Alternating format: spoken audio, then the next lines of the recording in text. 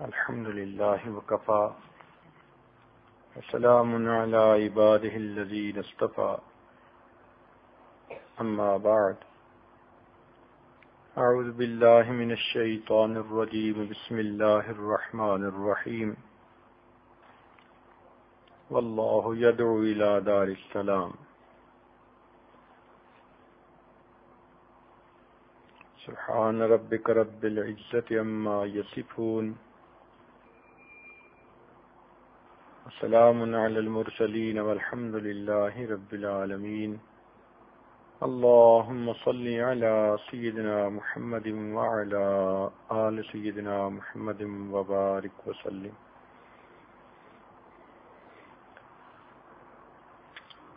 اللهم صل على سيدنا محمد وعلى آل سيدنا محمد وبارك وسلم اللهم صل على سيدنا محمد وعلى آل سيدنا محمد وبارك وسلم۔ گزشتہ کل کے بیان میں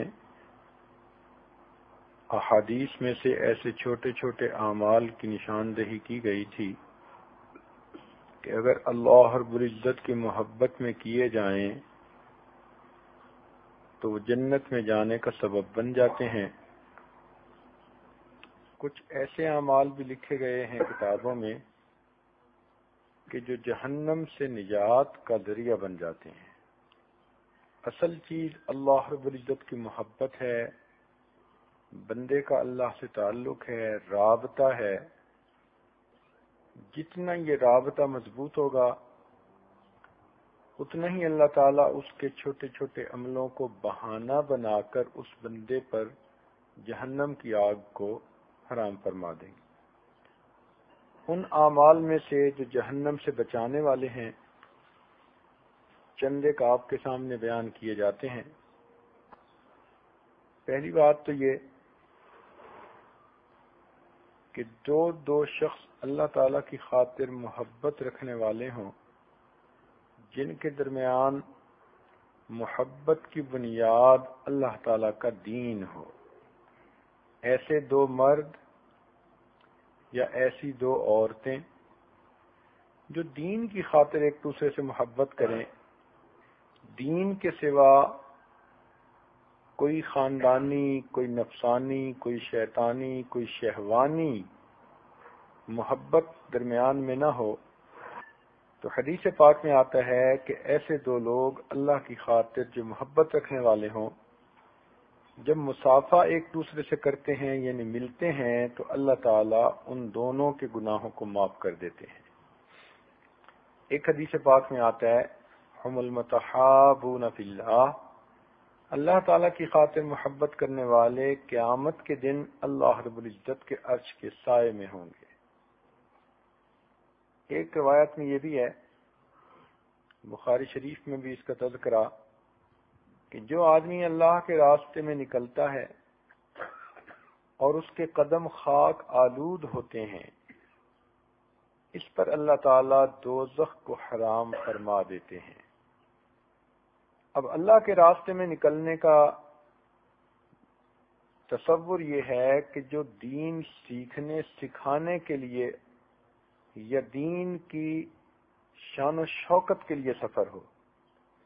مثال کے طور پر آپ یہ بیان سننے کے لیے اپنے گھر سے آتی ہیں تو علم حاصل کرنے کے لیے یہاں آپ کا آ جانا یہ گویا اللہ کے راستے میں ایک سفر ہے، چھوٹا سا ہی مگر اللہ کے راستے کا سفر ہے۔ حدیث پاک میں آتا ہے کہ طالب علم جب علم کی طلب میں نکلتا ہے فہو فی سبیل اللہ، وہ اللہ کے راستے میں ہوتا ہے۔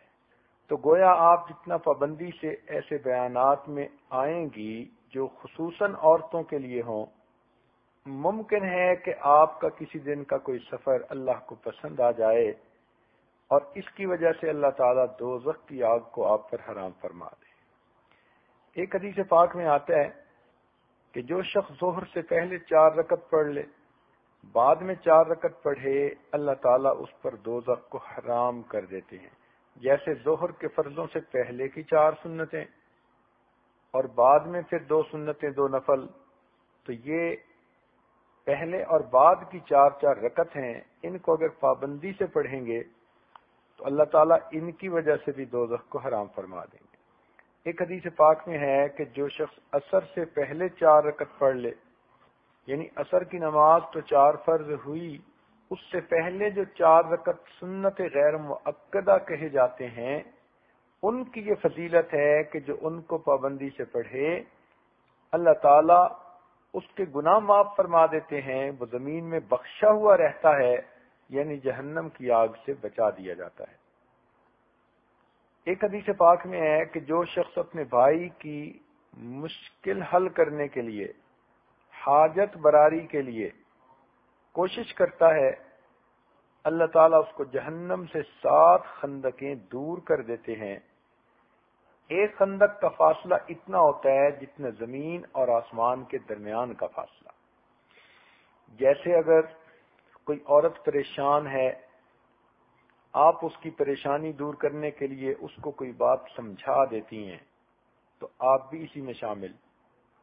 یا اگر اس کی کوئی جائز بات ہے، اس کی بہن کو کہنا ہے، والدہ کو کہنا ہے، ساس کو کہنا ہے، کوئی ایسا عمل کرتی ہیں کہ جس عمل کی وجہ سے اس عورت کی مصیبت دور ہو جاتی ہے، تو آپ کو بھی اللہ رب العزت اتنا اجر دیں گے کہ جہنم سے 7 خندقیں دور کر دیں گے۔ معلوم ہوا کہ الجھے ہوئے کاموں کو سلجھانے پر اللہ تعالی بندے کو جہنم سے دور کر دیتے ہیں۔ کئی عورتوں کی عادت دیکھی کہ ان کو کام الجھانے کا مزہ آتا ہے، ایسی بات کر دیں گی کہ دوسرے میاں بیوی کے درمیان غلط فہمی پیدا ہو جائے گی۔ ساس ہیں تو ایسی بات کریں گی کہ بیٹے اور بہو کے درمیان غلط فہمی، اگر بہو ہیں تو ایسی بات کریں گی کہ بیٹے اور ماں کے درمیان یعنی ساس کے درمیان غلط فہمی۔ تو ایسی باتوں سے اجتناب کرنا چاہیے۔ یہ زندگی الجھانے کے لیے نہیں، کاموں کو سلجھانے کے لیے ملی ہے، تاکہ ہم اللہ رب العزت کے ہاں مقبول ہوں اور جہنم سے بری کر دیے جائیں۔ ایک حدیث پاک میں آتا ہے کہ جو شخص دن میں پڑھے لا الہ الا اللہ الحلیم الکریم، سبحان اللہ رب العرش العظیم، الحمد للہ رب العالمین، تو ان الفاظ کے پڑھنے پر اللہ تعالیٰ کے ذمے ہو جاتا ہے کہ وہ اس پر دوزخ کی آگ کو حرام فرما دے۔ اب یہ الفاظ کوئی اتنے مشکل بھی نہیں، لمبے بھی نہیں، ہر عورت آسانی سے یاد کر کے 1 مرتبہ دن میں اور 1 مرتبہ رات میں پڑھ سکتی ہے۔ لا الہ الا اللہ الحلیم الکریم، سبحان اللہ رب العرش العظیم، الحمد للہ رب العالمین۔ ایک حدیث پاک میں آتا ہے کہ جو انسان فجر کی نماز پڑھنے کے بعد 10 مرتبہ پڑھ لیتا ہے لا الہ الا اللہ واللہ اکبر، تو ان الفاظ کے 10 مرتبہ پڑھنے پر اللہ تعالیٰ اس پر دوزخ کی آگ کو حرام فرما دیتے ہیں۔ اور ایک حدیث پاک میں آتا ہے کہ جو شخص اپنی دعا میں یہ الفاظ کہے اے گردنوں کے آزاد کرنے والے، تو اللہ تعالیٰ فرشتوں سے فرماتے ہیں کہ میرے بندے نے مجھے کہا اے گردنوں کے آزاد کرنے والے، لہذا میں نے اس کی گردن کو جہنم سے آزاد کر دیا۔ ایک روایت میں آتا ہے کہ جو شخص رکوع میں 3 مرتبہ نہایت دل کی گہرائیوں سے پڑھے سبحان ربی العظیم، تو اس کے کہنے پر اللہ تعالیٰ دوزخ سے نجات عطا فرما دے۔ الفاظ تو ہر بندہ پڑھتا ہے، مگر پڑھتے ہوئے دل میں اللہ رب العزت کی عظمت کا تصور ہو، اپنی عاجزی ملحوظ ہو اور دل کی گہرائیوں سے یہ بات نکلے، اللہ تعالیٰ کے ہاں قبول ہو جاتی ہے۔ ایک حدیث پاک میں آتا ہے کہ جو شخص کھانے کا برتن صاف کرے، اس کا مطلب یہ نہیں کہ بھئی جتنا سالن تھا اس میں سے آدھا کھانے کی ضرورت تھی تو آدھا تو ضرورت کی وجہ سے کھایا اور باقی آدھا برتن کو صاف کرنے کی نیت سے کھایا، بلکہ اس کا مطلب یہ ہے کہ اگر آدمی کھانا کھا لے اور کھانے میں اس کی جب ضرورت پوری ہو تو برتن میں اتنا سالن بچ جائے جو 3 لقموں سے کم ہو، تو پھر اتنے سالن کو چھوڑنا اچھا نہیں، بلکہ اس کو کھا لینا اور برتن کو صاف کر دینا یہ سنت ہے۔ لہذا ایسے برتن کو جو آدمی صاف کرے گا تو وہ برتن اس کے لیے دعا کرتا ہے، اے اللہ اس نے مجھے صاف کیا تو اس کے گناہوں کو صاف کر دے، اللہ تعالیٰ اس وجہ سے دوزخ سے اس بندے کو بری فرما دیتے ہیں۔ ایک حدیث پاک میں ہے کہ جس گھر میں خاوند، بیوی اور بچے سب مل کر دسترخوان پہ کھانا کھائیں، جس گھر میں خاوند، بیوی اور بچے سب مل کر دسترخوان پر کھانا کھائیں، اٹھنے سے پہلے اللہ ان سب کے گناہوں کو معاف فرما دیتے ہیں، گویا وہ جہنم سے بری کر دیے جاتے ہیں۔ اب یہ کتنا آسان عمل ہے۔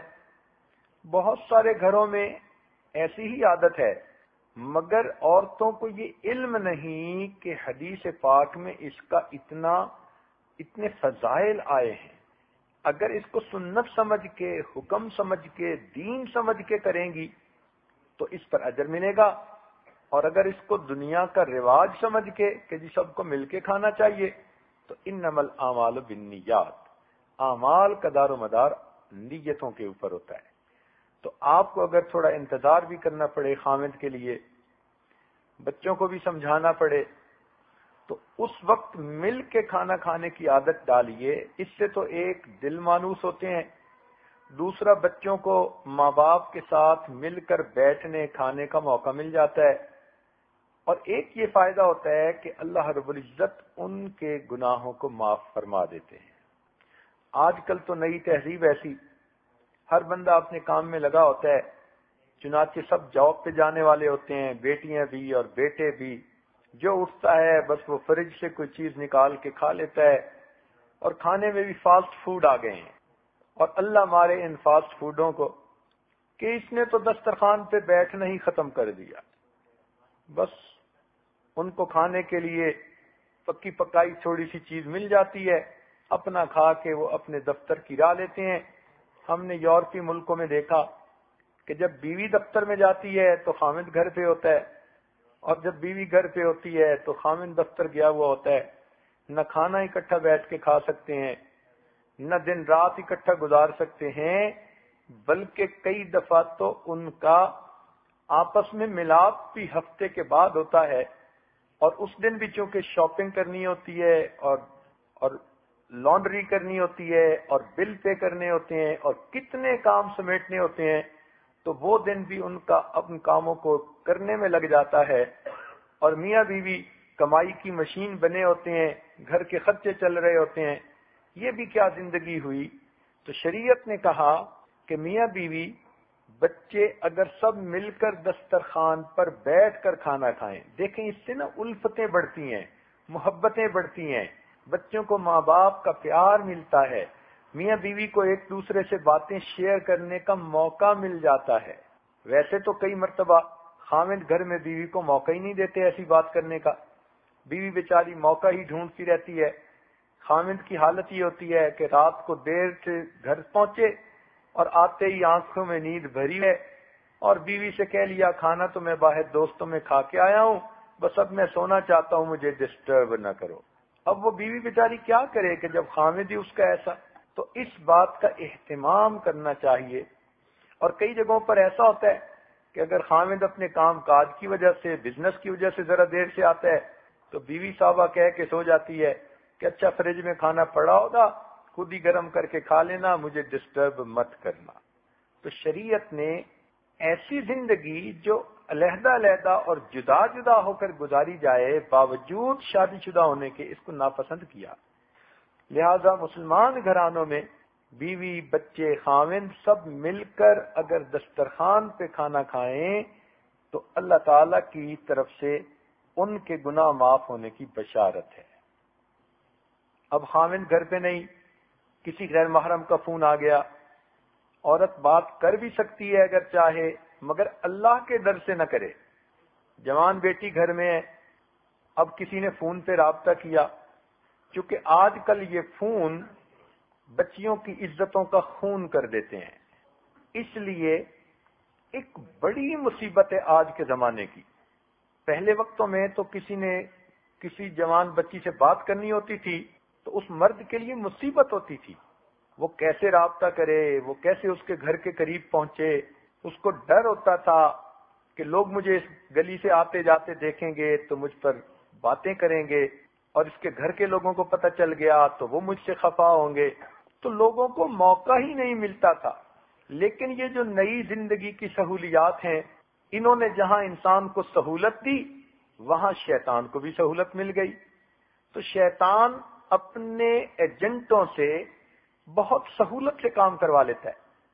تو نتیجہ کیا ہوتا ہے کہ بس گھر میں بچی اپنے کمرے میں بیٹھی ہے اور اس کو SMS میسج آ رہے ہیں اور اس کو فون آ رہا ہے، اور فون بنانے والوں نے بھی اس میں گھنٹی کی آواز کی بجائے وائبریشن کا سلسلہ بنا دیا تاکہ پاس بیٹھے کو پتہ نہ چلے۔ تو محفل میں بیٹھے بھی اگر کال آ جائے تو جسم جیب میں ہو تو جسم کی تھرتھراہٹ کو پتہ چل جاتا ہے کہ کسی نے یاد کیا، تو اٹھ کے دوسرے کمرے میں چلے جاتے ہیں بات کرنے کے لیے، باتھ روم میں چلے جاتی ہیں بات کرنے کے لیے۔ تو اتنی بڑی یہ مصیبت ہے آج کے زمانے کی کہ یوں سمجھیے کہ جس طرح مومنین کے لیے جہاد کرنا مشکل بن گیا کہ ان کے اوپر ہر وقت جو ہے وہ راکٹ اور میزائل گرنے کا خطرہ ہوتا ہے، اسی طرح آج نیک بیویوں کو عزت بچانے کا خطرہ ہے، اس لیے کہ گھر بیٹھے بٹھائے ان سے رابطے لوگوں کے لیے کرنے آسان بن گئے ہیں۔ بیڈ روم میں بچی ہوتی ہے، اپنے اکیلی ہوتی ہے، اس وقت اگر اس کو کسی غیر محرم کا فون آئے تو اس پر کیا گزرتی ہے۔ اس لیے یہ فون عزتوں کا خون کر دیتا ہے، اس کو بچیوں کے ہاتھوں میں مت جانے دیجئے، ان کی عزتوں کی حفاظت کیجئے۔ تو اگر کوئی ایسا موقع ہے کہ بچی باہر نکلی کسی کام کے لیے، کسی مرد نے بات کرنے کی کوشش کی اور وہ بات کا اگر جواب دے دے تو کوئی قریب بھی نہیں، یعنی گناہ کا موقع ہے، مگر وہ اللہ رب کے ڈر سے اپنے آپ کو اس گناہ سے بچاتی ہے، تو اللہ رب العزت اس عمل کی وجہ سے جہنم کی آگ کو اس پر حرام فرما دیتے ہیں۔ احادیث میں جنتی عورت کے بارے میں بہت تذکرے ہیں کہ کون عورت جنت میں جائے گی، جنتی ہوگی۔ دل میں خیال آیا کہ آج اس نظر سے چند احادیث کو جمع کر کے آپ کی خدمت میں پیش کی جائیں تاکہ آپ ذرا دل کے کانوں سے سنیں اور اپنے آپ کو اس کے آئینے میں دیکھیں کہ کیا میں بھی جنت میں جانے والی عورت کی طرح ہوں یا میرے اندر کوئی کمی کوتاہی ہے۔ تو آج کی جو باتیں چند آپ کو آئندہ بتائی جائیں گی، اس کا بنیادی مقصد کیا ہوگا کہ احادیث کے ذخیرہ میں جو جنتی عورت کی نشانیاں بتائی گئی ہیں، ان نشانیوں کو آپ کے سامنے ذرا کھولا جائے تاکہ آپ اپنی زندگی کو اس پر منطبق کر سکیں اور دیکھ سکیں کہ آپ کی زندگی اگر تو اس کے مطابق ہے تو اللہ تعالیٰ کا شکر ادا کریں کہ آپ میں جنتی عورت کی نشانیاں موجود ہیں، اور اگر کمی کوتاہی ہے تو اللہ تعالیٰ سے معافی مانگ لیں، اپنی زندگی کو بدل لیں۔ ابھی کچھ نہیں گیا، ہم چاہیں تو سب گناہوں سے معافی مانگ سکتے ہیں اور اپنے ناراض پروردگار کو منا سکتے ہیں اور اپنے اندر جنتی ہونے کی اعمال پیدا کر سکتے ہیں۔ لہذا ان باتوں کو ذرا توجہ سے سنیے گا، یہ مقدر کا فیصلہ ہے، یہ زندگی کا فیصلہ ہونا ہے کہ کون جنتی اور کون جہنمی۔ ہم اپنے آپ میں اپنے آپ کو اچھا سمجھتے پھریں، اس اچھائی کا کیا فائدہ کہ جس کو اللہ تعالیٰ اور اس کے محبوب ہی اچھائی نہ کہیں۔ تو دیکھنا تو یہ ہے کہ اللہ تعالیٰ کے ہاں جنتی عورت کون ہوگی۔ اب ایک عورت کہے کہ جی میں بہت ہی زیادہ خوبصورت ہوں، تو بھئی قیامت کے دن چہرے کی خوبصورتی کو تو نہیں دیکھا جائے گا۔ ایک عورت کہے میں بڑی پڑھی لکھی ہوں، میں نے MA اکنامکس اسٹڈیز میں کیا ہوا ہے، بھئی آپ کے MA کرنے کا کیا فائدہ، قیامت کے دن تو اس تعلیم کو کوئی نہیں پوچھے گا۔ کوئی عورت کہے کہ جی میں بڑی مالدار ہوں، بھئی آپ کے مالدار ہونے کا کیا، جب تک کہ اس مال کو اللہ کی راہ میں آپ خرچ کر کے اپنے رب کو راضی نہیں کریں گی۔ ایک عورت کہے کہ جی مجھے کپڑے سینے پہننے اوڑھنے کا بڑا سلیقہ ہے، جو کپڑے میں بنا کر پہنتی ہوں وہی فیشن بن جاتا ہے۔ بھئی مانا آپ میں ناز نخرے بھی بہت ہیں، اور آپ میں کلر میچنگ کی سینس بھی بہت ہے، اور آپ میں فیشن کے نئے نئے آئیڈیاز اتنے ہیں کہ نماز میں کھڑی بھی آپ اپنے کپڑوں کے فیشن ڈیزائن کر رہی ہوتی ہیں، مگر دیکھنا تو یہ ہے کہ اس کا اللہ تعالیٰ اور اس کے رسول صلی اللہ علیہ وسلم کی نظر میں بھی کوئی مقام ہے یا نہیں۔ تو ہم اپنی طرف سے بڑے باتونی بنے کہ جی میں بڑی سمجھدار ہوں، بڑی معاملہ فہم ہوں، میں خاوند کو پہچانتی ہوں، اور میں محفل میں بات کو، میں قادر الکلام ہوں، میں اپنی بات کو کرنا جانتی ہوں، میں اپنی فیلنگز کو ایکسپریس کر سکتی ہوں۔ ان تمام آپ کی خوبیوں کا کیا فائدہ اگر اللہ رب العزت کے ہاں یہ خوبی سمجھی نہیں جائے گی؟ تو مقصد تو یہ ہے کہ جن خوبیوں کو اللہ تعالیٰ خوبی فرماتے ہیں، اللہ تعالیٰ کے رسول خوبی فرماتے ہیں، اصل خوبی تو وہ ہوئی، باقی چیزیں تو خوبی نہیں کہلائیں گی۔ تو دیکھنا یہ ہے کہ احادیث کے آئینے میں جنتی عورت کی نشانیاں کیا ہیں، اور یہ نشانیاں ہمارے اندر موجود ہیں یا نہیں ہیں۔ ہونا وہی ہے جو پروردگار نے کہہ دیا، جو اللہ تعالیٰ کے محبوب نے بتلا دیا۔ ہماری مرضی سے ہمیں جنت نہیں ملنی، اللہ تعالیٰ کی مرضی سے ہمیں جنت ملنی ہے۔ لہذا ہمیں چاہیے کہ ہم ان احادیث کو دل کے کانوں سے سنیں اور پھر اپنی زندگی کو اس کے مطابق دیکھیں۔ اگر نہیں تو ڈھالنے کی کوشش کریں، اور اگر اس کے مطابق زندگی ہے تو اللہ تعالیٰ کا شکر ادا کریں، اور ان عملوں پر ہمیشہ استقامت مانگیں کہ موت تک ہم ان نیک اعمال کے اوپر لگے رہیں۔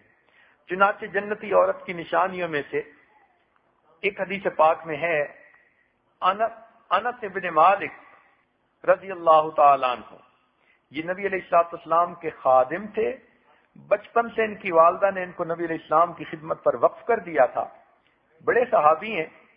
فرماتے ہیں عن النبی صلی اللہ علیہ وسلم قال، کہ نبی علیہ السلام نے ارشاد فرمایا، الا اخبرکم بنسائکم فی الجنہ، کیا میں تمہیں نہ بتلاؤں تمہاری ان عورتوں کے بارے میں جو جنت میں جائیں گی؟ اب ذرا غور کیجئے کہ اللہ رب العزت کے محبوب کا کتنا بڑا احسان ہے عورتوں پر، کہ اللہ تعالیٰ کے محبوب نے نشانیاں بتا دی۔ فرمایا کیا میں تمہیں خبر نہ دوں تمہاری ان عورتوں کے بارے میں جو جنت میں جائیں گی؟ صحابہ کرام نے آگے سے عرض کیا، قلنا بلا یا رسول اللہ، ہم نے کہا کیوں نہیں ہے اللہ کے نبی، ضرور بتائیے۔ قال، نبی علیہ السلام نے ارشاد فرمایا، ودود، خامن سے محبت کرنے والی، ولود، بچے جننے والی، اذا غضبت، جب وہ عورت کبھی غصے میں آ جائے، او اسی الیہا، یا اس عورت کو خامند کوئی دل جلانے والی بات کر دے، او غضب زوجہا، یا اس کا خامند اس سے ناراض ہو جائے۔ تو تین صورتیں بتائی گئیں، عورت کو کسی بات پہ غصہ آ جائے، یا عورت کو کوئی ایسی بات کہہ دی جائے جو اس کا دل جلا دے، یا اس کا خامند غصے میں آ جائے۔ ان تینوں صورتوں میں قالت، وہ عورت کہے، ہذہ یدی فی یدک، یہ میرا ہاتھ آپ کے ہاتھ میں ہے، لا اکتمل بغمض حتی ترضی، میں اس وقت تک نہیں سوؤں گی جب تک کہ آپ مجھ سے راضی نہیں ہو جائیں گے۔ اب اس حدیث پاک پہ ذرا غور کیجئے۔ پہلی نشانی بتائی گئی کہ ودود، ودود ود محبت کو کہتے ہیں عربی میں، ودود محبت کرنے والی، یعنی اپنے خامند سے محبت کرنے والی، یا دوسرے الفاظ میں خامند کی عاشقہ۔ جب اتنی محبت ہو کہ جس کی وجہ سے اس کو شوہر کی ناراضگی بھی اچھی لگے۔ ناراضگی سے مراد کیا؟ کہ خامند اگر اس سے غصے بھی ہو تو اس کو غصہ نہ آئے۔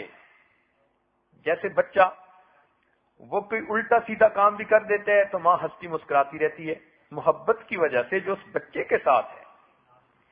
اسی طرح ودود وہ بیوی ہوگی کہ اگر کسی بات پر خاوند کو غصہ بھی آ جائے تو بھی اس کو محبت کی وجہ سے اس کی ناراضگی دکھ نہ دے۔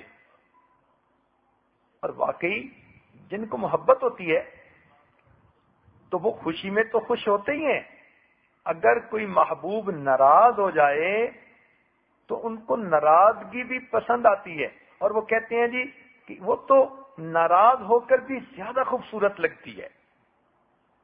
تو ایسے ہی معلوم ہوا کہ ودود وہ عورت ہے کہ جس کو خاوند سے اتنی محبت ہو کہ اس محبت کی وجہ سے اس کو خاوند کے عیب بھی عیب نظر نہ آئے۔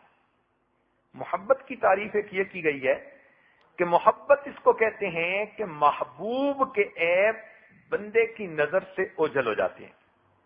چنانچہ جن لوگوں کو نفسانی، شیطانی، جنسی محبتیں ہوتی ہیں، اگر کسی لڑکی کو سمجھایا جائے کہ اس لڑکے کے اندر تو یہ عیب ہے، یہ عیب ہے، وہ کان سے سنے گی ہی نہیں۔ اس کو کہو کہ وہ تو پڑھا ہوا لکھا نہیں ہے، کہے گی بس مجھے وہی اچھا۔ اسے کہو کہ بھئی اس کا تو کام کاروبار ہی نہیں، کہے گی میں کر لوں گی گزارا۔ اب جتنا مرضی اسے سمجھاؤ اس کو بات سمجھ نہیں آتی، اس لیے کہ محبت محبوب کے عیبوں پر پردہ ڈال دیتی ہے۔ تو ودود وہ عورت ہوگی کہ خامد کی اچھائیاں تو اس کو اچھائیاں لگتی ہی ہیں، اتنی محبت کہ اگر کوئی بری چیز بھی ہے تو اس کو اس سے پہ بھی پیار آتا ہے خامد سے، اتنی ٹوٹ کے محبت کرنے والی اس کو ودود ہے۔ کڑوی بھی خامد کہے تو اس کو میٹھی لگے۔ اور یہ چیز اگر آپ بیٹے کے معاملے میں سوچیں نا تو آپ کو یہ بات جلدی سمجھ میں آ جائے گی کہ بیٹا غلطی بھی کر لے تو آپ کو وہ غلطی اتنی بری نہیں لگتی جتنا دوسروں کے بچوں کی غلطی بری لگتی ہے، محبت کی وجہ سے جو آپ کو اپنے بیٹے کے ساتھ ہے۔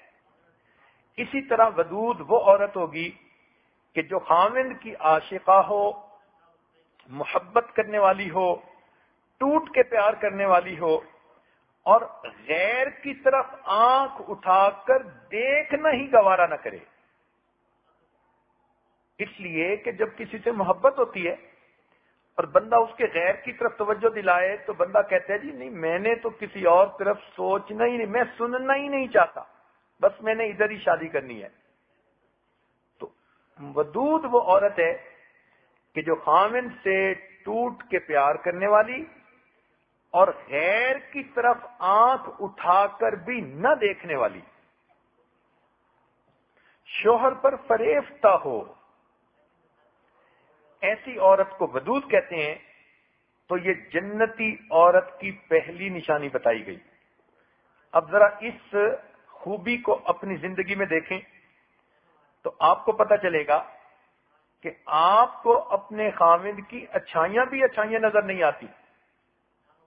کتنے لوگ ہیں جو اچھائی کے ساتھ زندگی گزارتے ہیں اور ذرا سی کوئی بات خلاف مزاج ہو جائے تو بس آپ کا غصہ پھر قابو میں نہیں ہوتا۔ اب سوچئے کہ آپ اللہ کے ہاں ودود کیسے بنے گی؟ ودود کہتے ہیں اس کو جو اپنے شوہر پر فریفتہ ہو، لوگ بھی محسوس کریں کہ یہ تو ہر وقت خاوند ہی کی باتیں سوچتی ہے، خاوند ہی کی باتیں کرتی ہے، خاوند کے بارے میں ذرا ادھر ادھر کی بات سننا گوارا ہی نہیں کرتی۔ اور حالت تو یہ ہے کہ آج کل کی جوان بچیاں گھروں میں جاتی ہیں میکے تو خاوند کے گلے کرنے کے سوا کوئی کام ہی نہیں ہوتا، سہیلیوں میں بیٹھتی ہیں اپنے خاوند کی برائی کرنے کے سوا کام نہیں ہوتا۔ 5 منٹ کے لیے ایئرپورٹ سے کسی عورت کے ساتھ ملنا ہو تو 5 منٹ میں اسے خاوند کی سب الٹی سیدھی باتیں سنا دیتی ہیں۔ اس کو ودود کہیں گے؟ ہرگز نہیں۔ لہذا اس خوبی کو اپنے اندر پیدا کیجئے کہ اب اللہ رب العزت نے اس کو آپ کی زندگی کا ساتھی بنایا، آپ کا حاکم بنایا، اب آپ اس کے ساتھ خود محبت پیدا کرنے کی تدبیریں اختیار کیجئے۔ ودود کہتے ہیں محبت کرنے والی. تو اب اپنے خاوند سے جس طرح سے بھی محبت بڑھ سکتی ہے اس محبت کو بڑھانے کی آپ کوشش کیجئے. تو پہلی بات کہ اپنے خاوند پر فریفتہ ہو، خاوند کی برائی سننا گوارا نہ کرے، ہر وقت خاوند کی اچھائیاں اس کی زبان پر رہیں، ہر وقت محبت کی بات کرے خاوند سے، کبھی خاوند کے سامنے آگ بگولا نہ ہو، کبھی اس سے روٹھے نہیں، ہر وقت اس محبت میں مغلوب ہو کر جو زندگی گزارے اس کو ودود کہتے ہیں. دوسری صفت بتائی گئی ولود. ولود کہتے ہیں بچے جننے والی، یعنی کچھ عورتیں زیادہ بچے جننے والی ہوتی ہیں اور وہ بچے جننے سے گھبراتی بھی نہیں ہیں، اور کچھ آج کل کی ماڈرن تعلیم ایسی کہ بچہ ایک ہی اچھا، اور کہیں یہ کہتے ہیں کہ بچے دو ہی اچھے، اور کہیں کہتے ہیں پہلا بچہ ابھی نہیں، دوسرا بچہ پھر کبھی، اور تیسرا بچہ کبھی نہیں. تو نبی علیہ الصلوۃ والسلام نے جنتی عورت کے بارے میں کہا کہ وہ ولود ہوتی ہے، زیادہ بچے جننے والی. ہاں، اس نیت سے کہ بچے نہ ہو ہم زندگی کو انجوائے نہیں کر سکیں گے، بچوں کا روکنا یہ حرام ہے. اس وجہ سے بچوں کو روکنا کہ جی ہم ان کو افورڈ نہیں کر سکیں گے، یہ حرام ہے. اللہ رب العزت نے قرآن مجید میں فرمایا کہ نحن نرزقکم و ایاہم،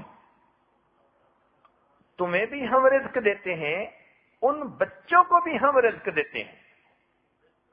تو گویا اس وجہ سے بچوں کی رکاوٹ کی کوئی تدبیر اختیار کرنا یہ منع کر دی گئی. ہاں، اس میں اگر کوئی میڈیکل وجہ ہے کہ عورت کمزور ہے، بار بار حاملہ بن نہیں سکتی، صحت پہ اثر پڑتا ہے، ڈاکٹروں نے مشورہ دے دیا کہ آپ کی طبیعت اب ایسی ہے کہ آپ کچھ وقفہ دیں، تو اب ڈاکٹر کی بات پر عمل کرنا شرعاً جائز ہوگا، کیونکہ یہ ایک عذر ہے جس عذر کا شریعت نے لحاظ رکھا ہے. عام زندگی میں جیسے کفار کے ماحول میں، وہاں تو بچے عورت کے ہونا ہی اس کو مصیبت نظر آتی ہے. چنانچہ ایک مرتبہ سڈنی سے یہ آدمی سنگاپور کی طرف روانہ ہوا تو اسی جہاز میں ایک فرنگی جوڑا بھی بیٹھ گیا، ان کی نئی نئی شادی ہوئی تھی. اللہ تعالیٰ کی شان کہ وہ قریب کی سیٹ میں بیٹھے تو جوان سے ان کی باتیں ہونے لگیں.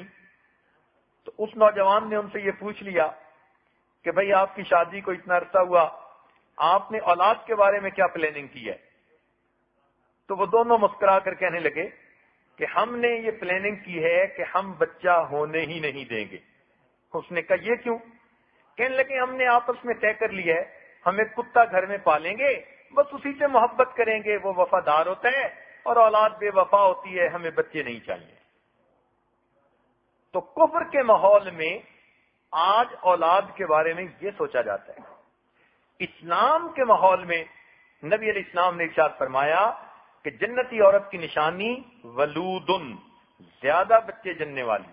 اسی حدیث پاک میں آتا ہے کہ قیامت کے دن اگر میری امت زیادہ ہوگی تو اس بات پر میں فخر کروں گا. تو دین اسلام نے تو عورت کو کہا کہ تم تو بھائی مجاہد تیار کرنے والی فیکٹری ہو، اس لیے جتنے مجاہد تیار کرو گی اتنا ہی زیادہ تمہیں اجر ملے گا. اور حدیث پاک میں آتا ہے کہ جتنے بچے ہوں گے اور وہ نیکی پر آئیں گے تو ان کے ہر سانس کے بدلے اللہ تعالی ان کے ماں باپ کے نام اعمال میں ایک نیکی عطا فرمائیں گے. تو یہ بچے تو صدقہ جاریہ ہوتے ہیں. لہذا عورت کو چاہیے کہ وہ بچے پالنے سے نہ گھبرائے، یعنی بچے پالنے سے گھبرا کر کہنا کہ جی بچے نہیں ہونے چاہیے، یہ اسلام میں جائز نہیں ہے.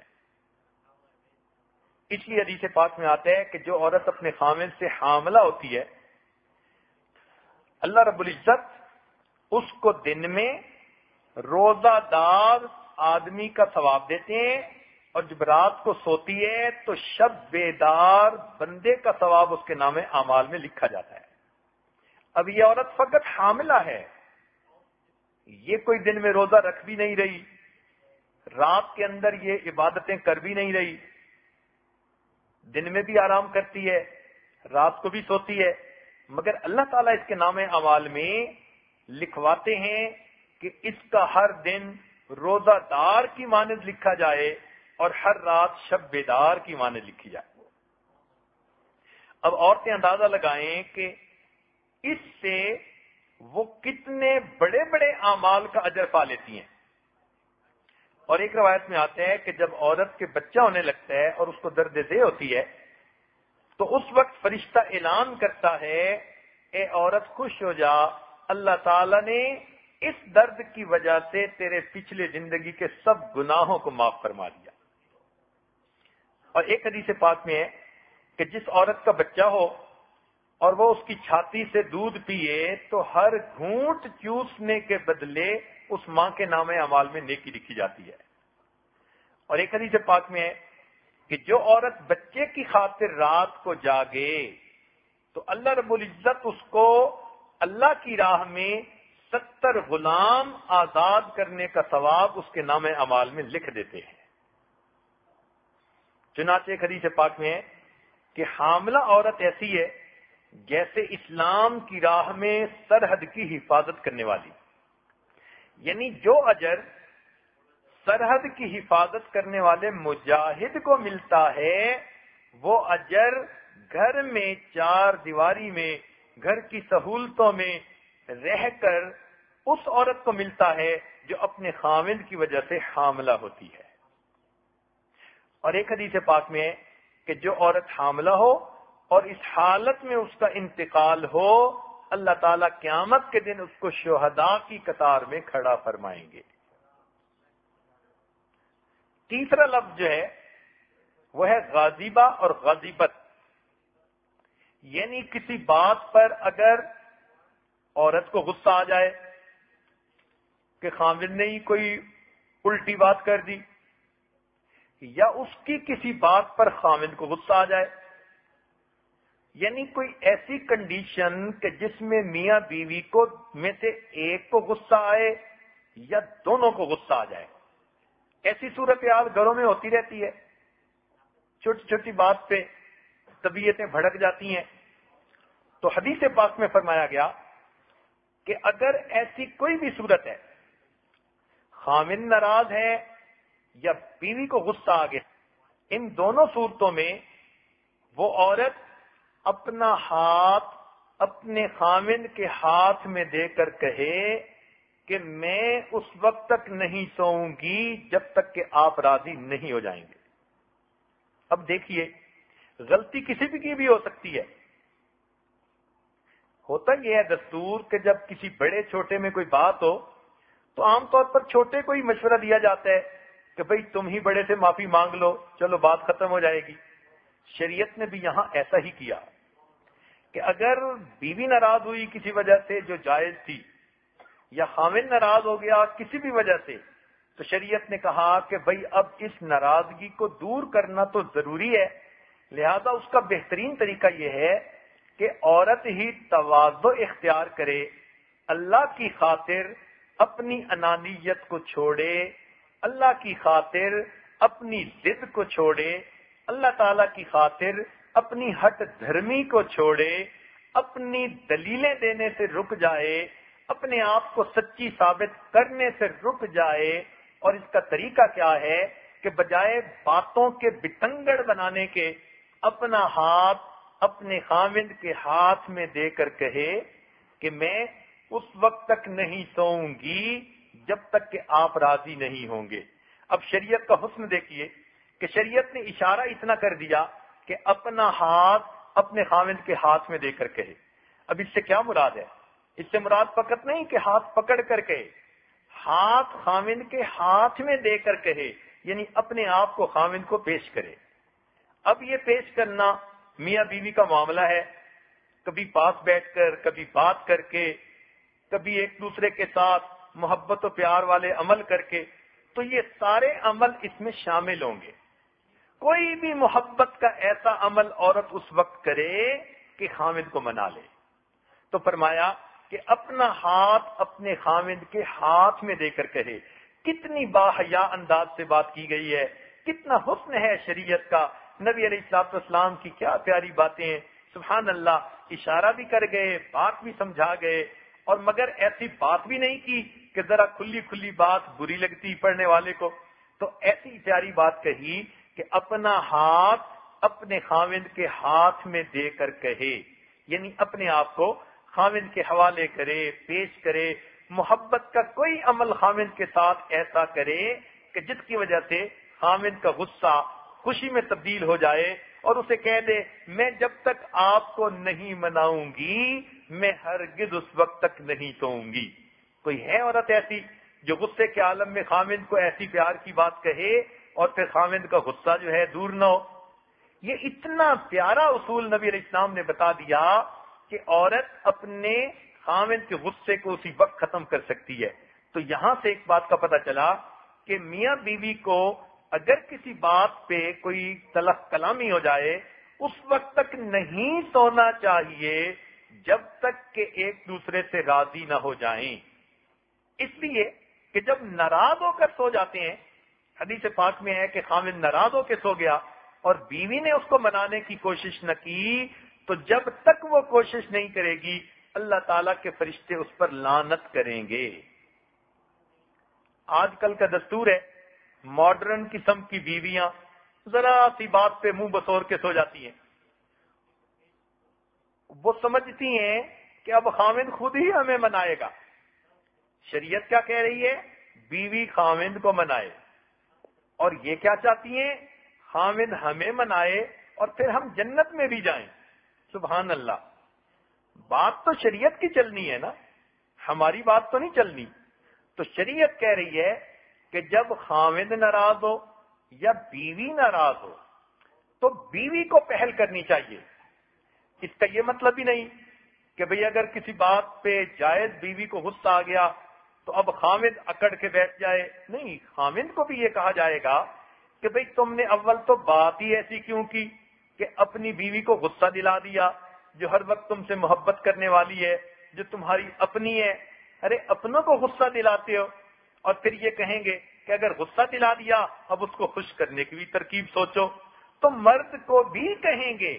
مگر اس حدیث پاک میں نبی علیہ السلام نے عورت کو کہا، لہذا عورتوں کو دل سے یہ بات تسلیم کر لینی چاہیے، ہمیں اول تو زندگی میں خاوند سے کبھی ایسا معاملہ آنے نہیں دینا، وہ ہم سے غصے ہو ہم اس سے غصے ہوں، اور اگر خدا نہ خواستہ کوئی ایسی بات آ گئی تو خاوند کو منانے میں پہل ہمیں کرنی ہے، تب ہم جنت میں جانے کی مستحق بنیں گی۔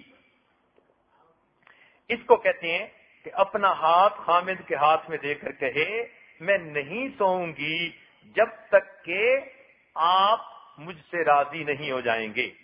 اور حالت یہ ہوتی ہے ذرا سا غصے میں آئے، خاوند منانے کے لیے اگر ہاتھ بھی بڑھائے تو ہاتھ جھٹک دیتی ہیں، کہتی ہیں مجھے ہاتھ مت لگائیے۔ اب بتائیں جو خاوند کو یہ کہے گی کہ ہاتھ مت لگائیے، پھر کیا یہ جنتی عورت کی نشانی ہے یا کسی اور عورت کی؟ تو اس کو سمجھنے کی کوشش کیجئے اور اپنی زندگی کو بدل کر جو حدیث میں فرمایا گیا اس کے مطابق بنانے کی کوشش کیجئے۔ دیکھیے، مرد کے لیے جنت میں جانے کے لیے بڑے پاپڑ بیلنے پڑتے ہیں، بہت سارے کام کرنے پڑتے ہیں، مگر عورت کے لیے تو 2-4 کام ہیں جو حدیث میں بتائے گئے، آسان سلسلہ اللہ نے بنا دیا، یہ 2-4 کام کر لے یہ جنت میں چلی جائے گی۔ اللہ تعالیٰ نے ویسے ہی کمزوروں کی زیادہ فیور کی ہے، شریعت میں ہمیشہ کمزوروں کا ساتھ دیا، اور واقعی ہر شریف آدمی اسی طرح کرتا ہے۔ پروردگار کی رحمت بھی اسی طرح ہے کہ ظالم کے معاملے میں مظلوم کی مدد فرماتے ہیں، قوی کے مقابلے میں کمزور کی مدد فرماتے ہیں۔ تو عورت کے ساتھ تو اللہ تعالیٰ نے ویسے ہی بہت فیور کی، مختلف معاملات میں اس کے لیے آسانیاں کر دیں، اتنی آسانیاں کی کہ انسان حیران ہو جاتا ہے۔ اس کا جنت میں جانا بھی اللہ نے آسان فرما دیا۔ چنانچہ اس میں سے ایک آسانی یہ ہے کہ اگر یہ اپنے خاوند سے محبت کرنے والی ہے اور اپنے بچوں کو محبت سے پالنے والی ہے۔ اب کون سی عورت ہے کہ جس کو خاوند کی محبت اچھی نہ لگے؟ ہر نیک عورت کو اپنے خاوند کی محبت اچھی لگے گی۔ سڑ سڑ کے زندگی گزارنا بھی کوئی زندگی ہے؟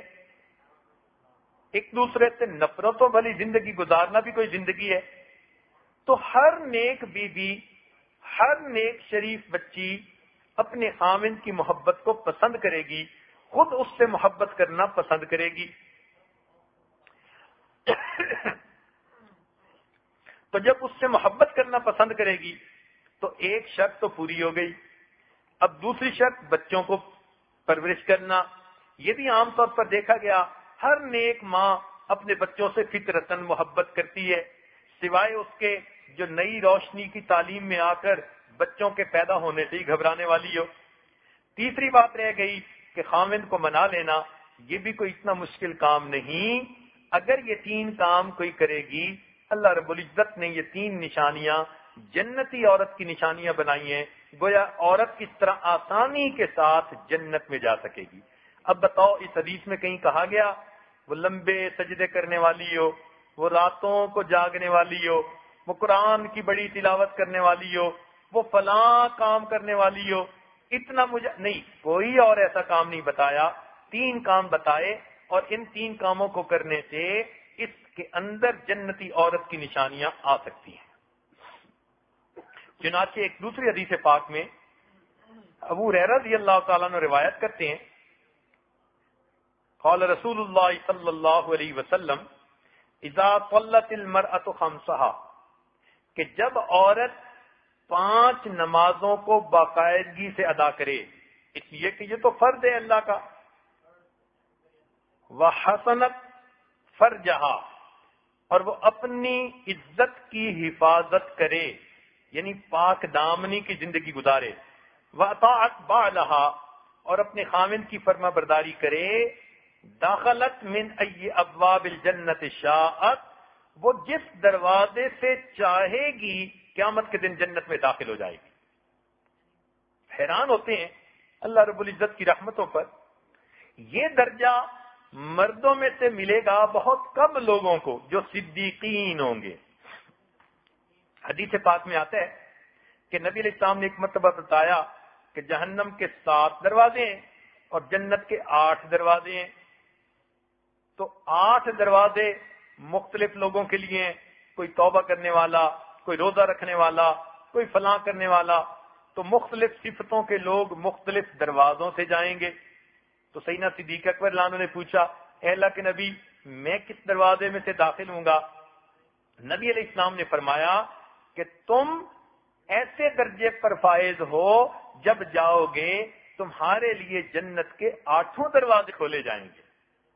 اب بتائیے کہ مردوں میں جس کی زندگی سیدنا صدیق اکبر عنہ کے نقش قدم پر ہوگی، ایسے صدیق کے لیے اللہ تعالیٰ 8 دروازے کھولیں گے، جبکہ عورت کے لیے اگر وہ 5 نمازیں پڑھ لے اور 5 نمازوں کے ساتھ اپنی ناموس کی حفاظت کرے اور خاوند کی اطاعت کرے، اللہ تعالیٰ اس کے لیے جنت کے 8 دروازے کھولیں گے۔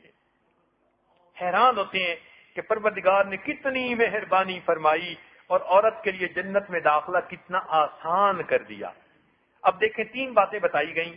5 نمازیں وہ تو پڑھنی ہے، مگر دیکھا گیا کہ بعض عورتیں اس میں بھی سستی کرتی ہیں۔ ان کے دل میں یہ ہوتا ہے کہ پڑھنی ہے، ذرا یہ کام کر لوں۔ بھائی کام تو ہوتے ہی رہتے ہیں، پہلے رب کا کام کریں اور پھر دنیا کے کام تو ہونے ہی ہیں۔ مگر یہی بس میں اسے تڑکا لگا لوں، ذرا میں چاول چولہے پہ رکھ لوں، اور اسی طرح کرتے کرتے کبھی تو مکروہ وقت ہو جائے گا اور کبھی نماز ہی قضا ہو جائے گی۔ اور نماز کے معاملے میں فجر کی نماز میں تو بہت عورتیں سستی کر لیتی ہیں، اور اگر ان کو غسل کرنے کی ضرورت ہے تو پھر بہانے بنا کر پانی ٹھنڈا ہے، لوگ ہیں دوسرے گھر میں کیسے نہاؤں، فجر کی نماز کو آرام سے قضا کر لیتی ہیں۔ نماز قضا کسی حالت میں نہیں کر سکتے۔ یاد رکھیے، عورت کو 5 نمازیں اپنے وقت پر ادا کرنی لازم ہیں۔ اس کی اہمیت کو عورت پہچانے اور وقت بے وقت نماز پڑھنے کی عادت کو چھوڑے، اہتمام کے ساتھ نماز پڑھے۔ تو پہلی صفت کہ جو 5 نمازیں اپنے وقت پر پڑھے۔ دوسری بات وحسنت فرجہا، اور اپنے ناموس کی حفاظت کرے، اس لیے کہ عورت کے لیے عزت کی حفاظت اتنی عظیم ہے جیسے مجاہد کے لیے اپنی سرحد کی حفاظت کرنی ہے۔ لہذا کوئی ڈھیلی بات نہ کرے، کوئی کسی کی رعایت نہ کرے، کسی سے غیر مرد سے میٹھی گفتگو کرنے کی ضرورت نہیں، لوچ والی گفتگو کرنے کی ضرورت نہیں، کسی غیر محرم کی تعریفیں سننے کی ضرورت نہیں۔ یہ فصلی بٹیرے تو ہر جگہ ہوتے ہیں، ہر عورت کو زندگی میں ایسے واقعات پیش آ سکتے ہیں۔ کوئی فصلی بٹیرا، اس کو بھی 2 بول تعریفوں کے بول سکتا ہے، تو اس سے ٹریپ میں آنے کی ضرورت نہیں ہے۔ بس آپ اپنی زندگی کا ایک مقصد بنا چکی، اللہ نے جس کے ساتھ نکاح میں جوڑ دیا، اب آپ کے ساتھ کوئی یوسف ثانی بھی بن کر آ جائے، آپ نے آنکھ اٹھا کے بھی نہیں دیکھنی۔ اپنی عزت کی حفاظت کریں گی، 5 نمازیں پڑھیں گی اور اپنے خاوند کی اطاعت کریں گی۔ اب خاوند کی اطاعت کے لیے اپنے آپ کو دل سے تیار کرنا یہ بہت ذرا مشکل کام ہے، مگر کیا اللہ کے لیے ہم یہ تواضع اختیار نہیں کر سکتے؟ یقیناً کر سکتے ہیں۔ اسی میں اپنے نفس کو پامال کرنا ہے۔ دیکھیں، مردوں کو تو سلوک طے کروایا جاتا ہے بھوکا پیاسا رکھ کے، مجاہدے کروا کے، اور پتہ نہیں کیا کیا اذکار کروا کے۔ اللہ تعالیٰ نے عورت کا سلوک مرد کی یعنی خاوند کی اطاعت کرنے کے اندر طے کروا دیا۔ اسی لیے عورت کے 2 پیر ہوتے ہیں، ایک ہوتا ہے پیر بیعت، جس سے عورت بیعت کرتی ہے، یہ ایک سنت عمل ہے، وہ پیر ہوتا ہے، اس کی بھی ہر بات شریعت کے مطابق چونکہ ہوتی ہے لہذا ماننی ضروری ہوتی ہے۔ اور ایک پیر بیت ہوتا ہے، عربی میں بیت گھر کو کہتے ہیں، تو گھر کا پیر اور وہ خاوند ہوتا ہے۔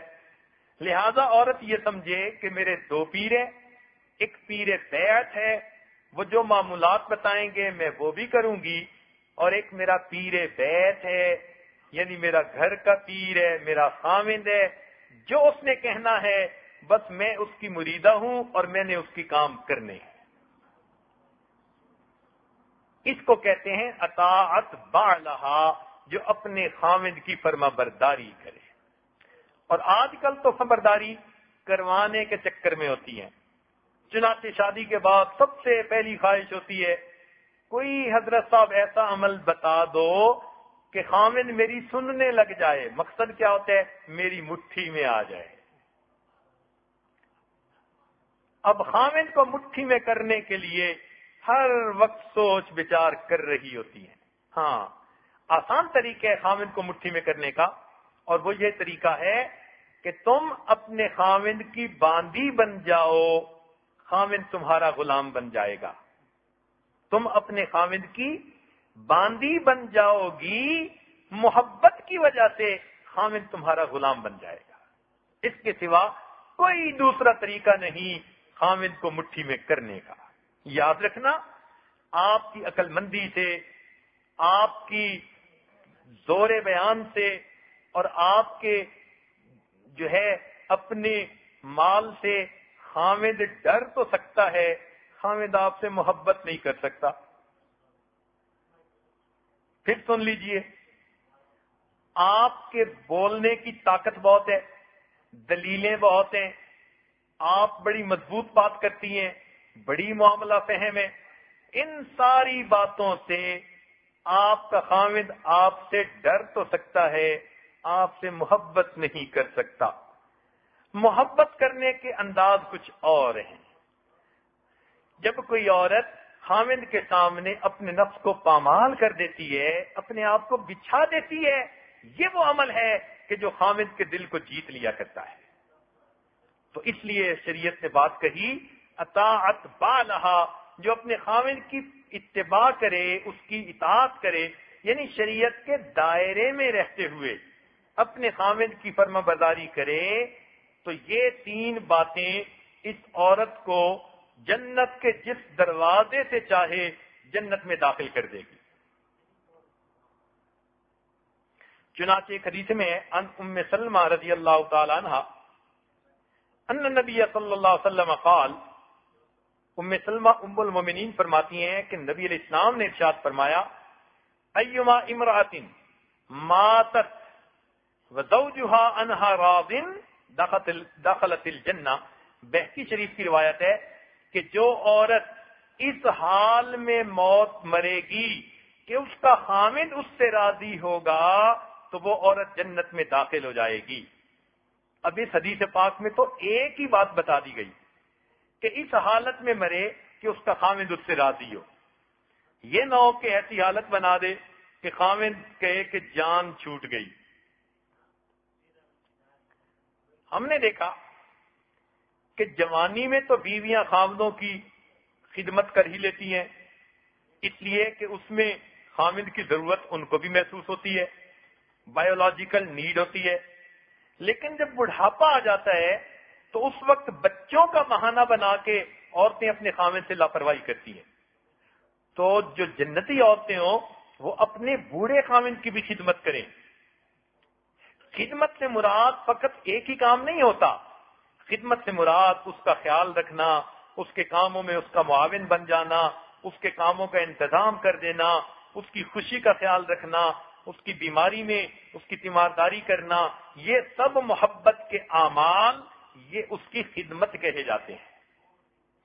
اور خاوندوں کو بھی ایسا دیکھا کہ یہ ایسے نامعقول خاوند ہوتے ہیں کہ جوانی میں تو بیوی کے عاشق بنے رہتے ہیں، جب بیچاری بڑھیا ہوتی ہے تو وہ غیروں کی طرف آنکھیں اٹھانی شروع کر دیتے ہیں۔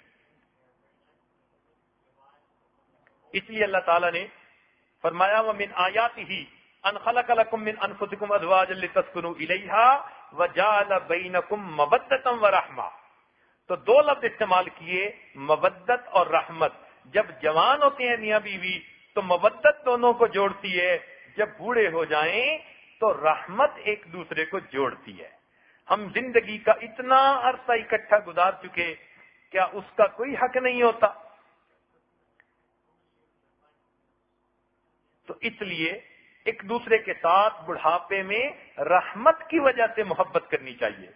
گو ایک دوسرے کی بدنی ضرورت نہیں رہی اور بدنی ضرورت کے قابل نہیں رہے، مگر ایک دوسرے کے اس کا کریڈٹ تو ہے نا کہ اس نے اپنی جوانی میری خاطر گزار دی۔ بیوی سوچے خاوند نے اپنی جوانی میرے جو ہے وہ میرے اوپر لگا دی، اب بڑھاپے میں اس کی خدمت نہ کروں تو کون کرے گا؟ ایک حدیث پاک میں آتا ہے،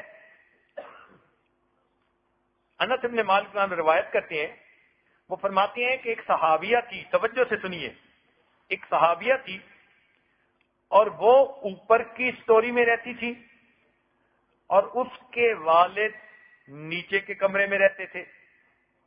اللہ کی شان کہ اس کا میاں کہیں کام کے لیے گیا اور بیوی کو یہ کہہ گیا کہ میرے آنے تک تم نے گھر سے نہیں نکلنا، چلا گیا۔ اب پیچھے اس کے والد بیمار ہو گئے، تو صحابیات کوئی کام شریعت کے خلاف نہیں کرتی تھی۔ اس صحابیہ نے پیغام بھیجا نبی علیہ السلام کی خدمت میں، اے اللہ کے نبی، میں اوپر کے مکان میں ہوں، میرے والد نیچے کے مکان میں ہیں، خاوند جاتے ہوئے یہ الفاظ کہہ گئے کہ میری اجازت نہیں، میرے آنے تک گھر سے باہر نہ جانا، تو اب میں کیا کروں؟ نبی علیہ السلام نے فرمایا تم گھر میں ٹھہری رہو، جو خاوند نے کہا اس کو پورا کرو۔ چنانچہ کچھ ہفتے کے بعد اور زیادہ والد بیمار ہو گئے، اس نے پھر پوچھا، نبی علیہ السلام نے فرمایا تم اپنے گھر میں ٹھہری رہو، حتیٰ کہ اس کے والد صاحب کی وفات ہو گئی۔ اس نے پھر کہلا بھیجا کہ جی کیا اب میں گھر سے باہر نکل سکتی ہوں؟ نبی علیہ السلام نے فرمایا چونکہ تیرا خاوند یہی الفاظ کہہ کے گیا تھا اور وہ یہاں ہے نہیں، اس لیے تم اسی پر عمل کر دو۔ اس نے دل پر پتھر رکھا اور والد کا چہرہ بھی نہ دیکھا اور خاوند کی بات کی اطاعت کی۔ چنانچہ جب اس کے والد کو دفن کر کے آئے، نبی علیہ السلام نے پیغام اس عورت کی طرف بھیجا، تمہیں مبارک ہو، تمہارے اس صبر کی وجہ سے اللہ نے تمہارے باپ کی مغفرت فرما دی۔ اللہ اکبر کبیرہ، تمہیں مبارک ہو، تمہارے اس صبر کی وجہ سے اور خاوند کی اطاعت کی وجہ سے اللہ نے تمہارے باپ کی مغفرت فرما دی۔ اب بتائیں، عورت اگر خاوند کی اطاعت کرے تو اس وجہ سے اگر باپ کی مغفرت ہو سکتی ہے تو اس کے اپنے گناہوں کی مغفرت کیوں نہیں ہو سکتی؟ تو جو شریعت نے کہا وہ جنتی عورت ہے، ہم اپنے من مرضی سے جنت کی عورت نہیں بن سکتی۔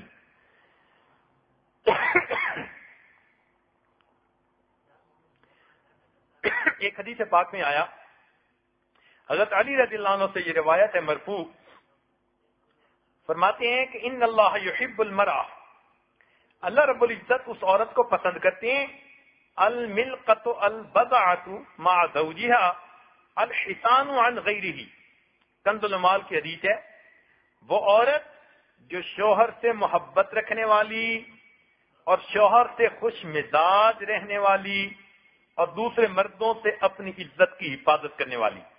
اب دیکھیے، ان اللہ یحب، سبحان اللہ، قربان جائیں، کیا پیاری بات بتا دی اللہ کے محبوب نے کہ فرمایا اس عورت سے اللہ تعالی محبت کرتے ہیں، لہذا یہ عورت گویا اللہ کی محبوبہ کہلا سکتی ہے۔ ان اللہ یحبو کا کیا مطلب؟ اللہ تعالیٰ محبت کرتے ہیں، لہذا عورتیں ذرا توجہ سے سنیں کہ اس حدیث پاک پر عمل کر کے وہ اللہ تعالیٰ کی محبوبہ بن سکتی ہیں۔ ارے دنیا والوں کی محبوبہ بن کے کیا ملے گا؟ جو خود مرنے والے ہیں، ڈھلنے والے ہیں، اس پروردگار کی محبوبہ بنو جو حی اللہ یموت ہے، جس کے پاس زمین اور آسمان کے خزانوں کی کنجیاں ہیں۔ فرمایا کس عورت سے محبت فرماتے ہیں؟ جو اپنے شوہر سے محبت رکھنے والی ہو اور شوہر سے خوش مزاجی کرنے والی۔ خوش مزاجی کا کیا مطلب؟ شوہر کا مسکرا کے استقبال کرنا، مسکراہٹیں بکھیرنا، اس کی بات بات پر مسکرانا اور پیار کی باتیں کرنا، اس کو کہتے ہیں کہ خوش مزاج عورت۔ یہ نہ ہو کہ ہر وقت سڑی رہے، ہر وقت اس کا چہرہ موڈ بنا رہے، ہر وقت اس کے چہرے کے اوپر غصہ رہے اور زبان تلوار کی طرح اس کی بنی ہوئی ہو اور زبان سے ایسے لفظ بولے کہ جو زہر کی طرح کڑوے ہوں۔ نہیں، نبی علیہ السلام نے فرمایا کہ جو شوہر سے محبت رکھنے والی اور شوہر سے خوش مزاجی کرنے والی اور دوسرے مردوں سے اپنی عصمت و عزت کی حفاظت کرنے والی، اب ان تین باتوں کا اگر خیال کریں تو غیر سے اپنی نگاہیں ہٹائے اور اپنے خامن پہ نظریں جمائے اور اچھی باتوں سے اس کا دل لبھائے، ایسا کرنے والی اللہ تعالی کی محبوبہ بن جائے گی۔ پھر توجہ سے سنیے، تین باتیں بتائی گئیں، شوہر سے محبت کرنے والی، غیر سے اپنی عزت کی حفاظت کرنے والی اور خامن سے خوش مزاجی کرنے والی۔ کیا مطلب؟ کہ غیر سے نظروں کو ہٹاؤ، اپنے میاں پہ نظریں جماؤ اور اپنے اچھے اخلاق، پیار، محبت، خوش مزاجی کے ذریعے خامن کے دل کو لبھاؤ۔ جب یہ تین کام کرو گی تو ان کے کرنے پر اللہ تعالیٰ آپ کو اپنی محبوبہ بنا لیں گے۔ یہ میری پیاری بندی ہے۔ پھر دیکھیے اس سے بڑا رتبہ اور اللہ کے ہاں کیا ہو سکتا ہے۔ اب دیکھیے، مرد اگر چاہیں کہ ہم اللہ کے محبوب بنے تو قرآن پاک نے نسخہ بتا دیا، ان کنتم تحبون اللہ فاتبعونی، اگر تم اللہ کے محبوب بننا چاہتے ہو میری اتباع کرو۔ تو مردوں کو تو پوری زندگی کے ہر عمل میں نبی علیہ السلام کی اتباع کرنے پر جا کر یہ رتبہ ملے گا، اور عورت کو تین کام کرنے پر، غیر سے نظریں ہٹائے، خامن پر نظریں جمائے اور پیار محبت سے اس کا دل لبھائے، اتنا کام کر لینے پر یہ اللہ تعالیٰ کی محبوبہ بن جائے۔ ایک حدیث پاک میں فرمایا، ان ابی امامہ الباہلی قال قال رسول اللہ صلی اللہ علیہ وسلم حاملات والدات رحیمات بأولادہن لولا یعصین ازواجہن دخلن الجنہ. حمل کی تکلیف برداشت کرنے والیاں، بچوں پر مہربان ہونے والیاں، اگر اپنے خاوند کی نافرمانی نہ کریں تو سیدھا جنت میں داخل ہو جائیں گی. سبحان اللہ. یہ بھی جنتی عورت کی نشانیاں بتائیں. ایک اور مزے کی بات، ابھی امامہ رضی اللہ تعالیٰ عنہ سے روایت ہے،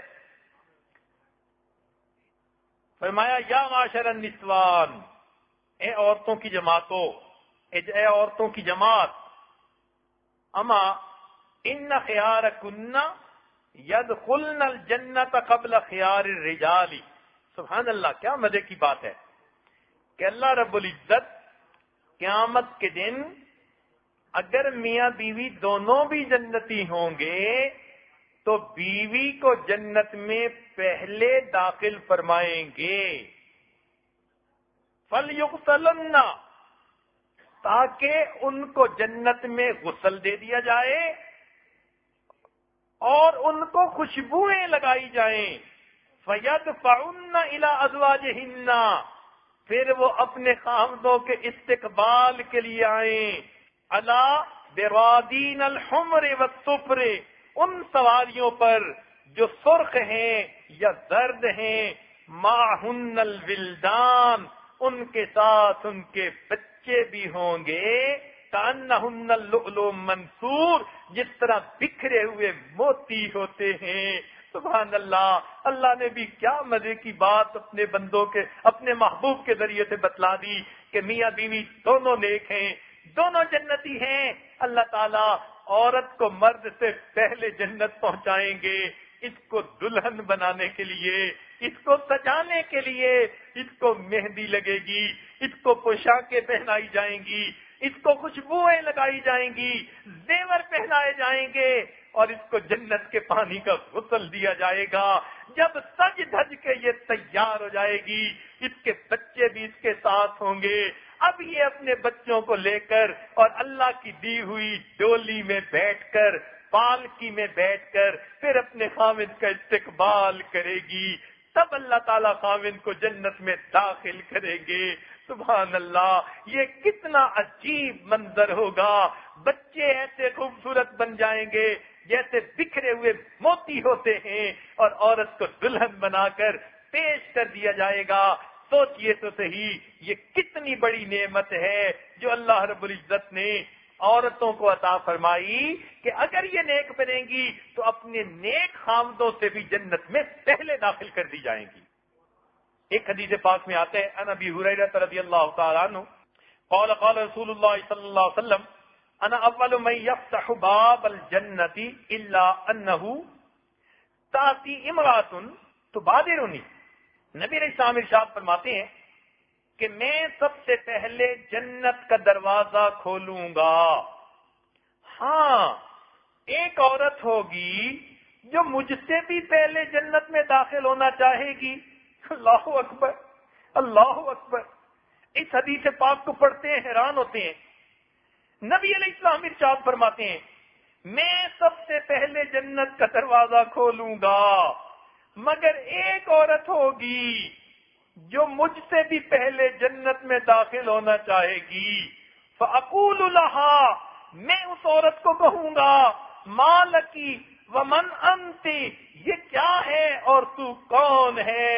فتقول، وہ کہے گی انا امرأۃ، میں ایک عورت ہوں، قعدت علی ایتام لی، میرا خاوند فوت ہو گیا تھا اور میں نے بچوں کو چھوٹا دیکھا، نکاح ثانی نہ کیا، ان کی پرورش اچھی کر لوں، لہذا میں نے بچوں کی پرورش کی، اب میں جنت میں جانا چاہتی ہوں. سبحان اللہ. معلوم ہوا جو بچوں کی خاطر عورت نکاح ثانی نہ کرے، اتنا یہ بڑا عمل ہے کہ وہ عورت نبی علیہ السلام کے ساتھ جنت میں داخل کر دی جائے گی. تو بچے چھوٹے ہوں تو عورت نکاح نہ کرے. ہاں، اگر بڑے ہو جائیں اور عورت ابھی جوانی کی عمر رکھتی ہے تو شریعت کا حکم ہے کہ پھر وہ نکاح کر لے، کیونکہ جوان عورت کا بیوہ رہنا یہ فتنے سے خالی نہیں ہوتا۔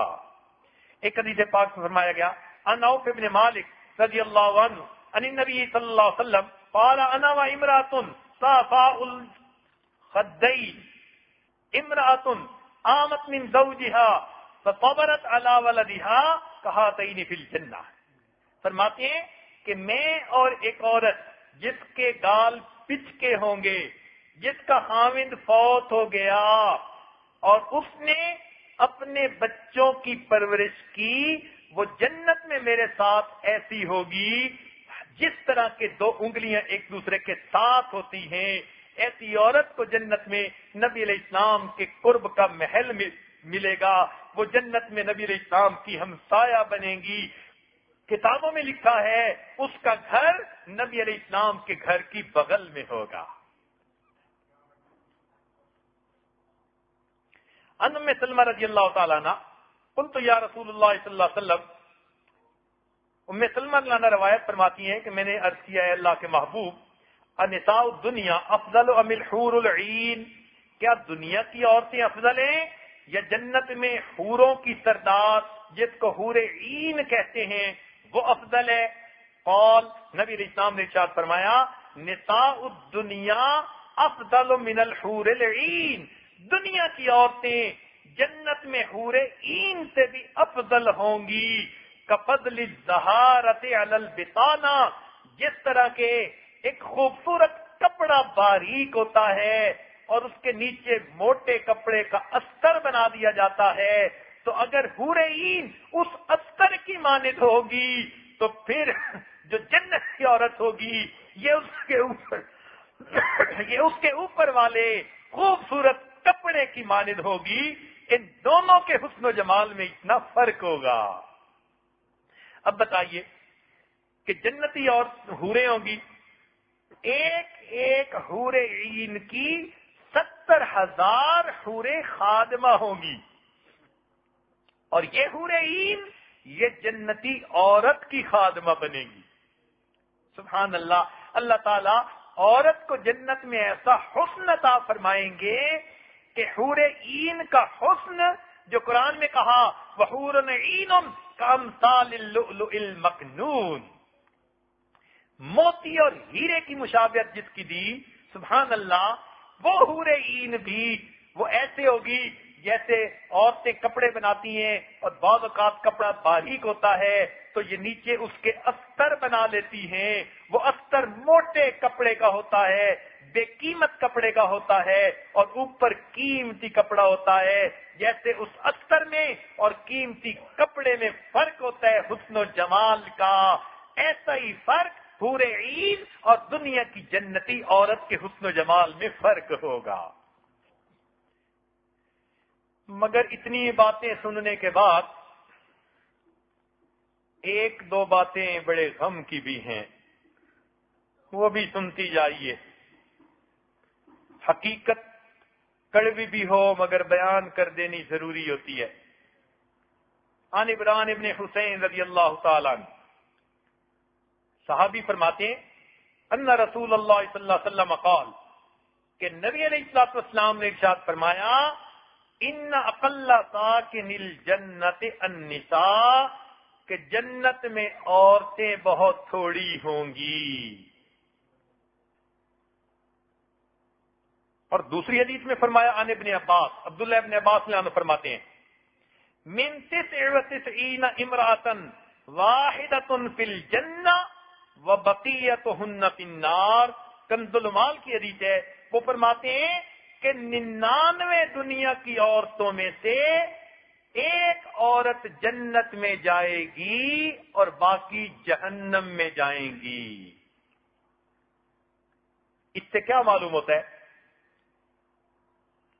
کہ اکثر عورتیں باوجود اچھی اور بلی ہونے کے خاوند کی اطاعت نہیں کریں گی، خاوند سے محبت نہیں کریں گی، گھر کسی کا آباد کریں گی، دل میں کسی کو آباد کریں گی، اور ان بد دیانتیوں اور خیانتوں کی وجہ سے وہ جہنم میں ڈالی جائیں گی۔